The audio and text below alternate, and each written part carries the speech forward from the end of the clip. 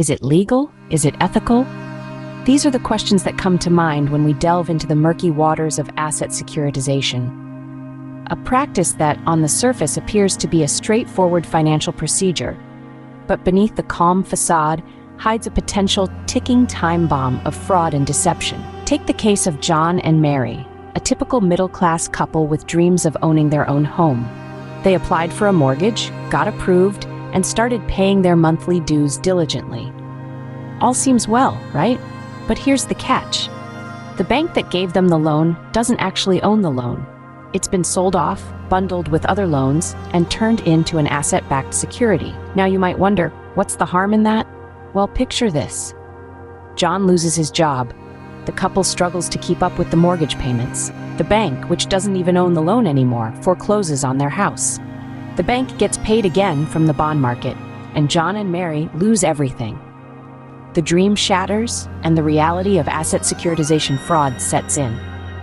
Or consider the case of Emily, a bright young student hoping to make a difference in the world.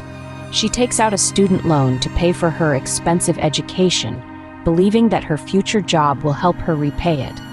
But the bank that gave her the loan has already sold it multiple times over on the bonds market. Emily graduates, but the job market is tough.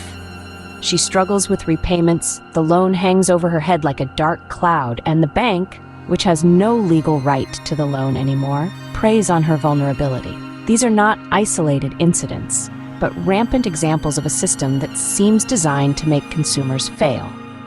The banks give the loans, make consumers pay them, but they don't own them. They sell them for profit, and if the payments stop, they still get paid from the bonds and from the repossession or foreclosure. In essence, the legality and ethics of asset securitization are in question.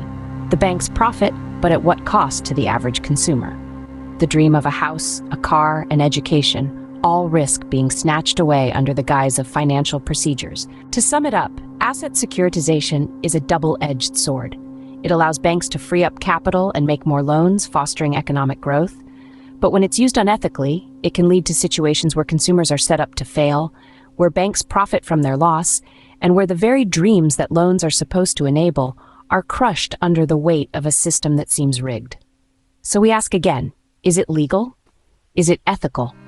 As we've seen, the answer is not as clear as it might seem. It's a complex issue, one that requires more scrutiny, more transparency, and more accountability. And it's one that we all need to be aware of to protect our dreams, our futures, and our financial stability.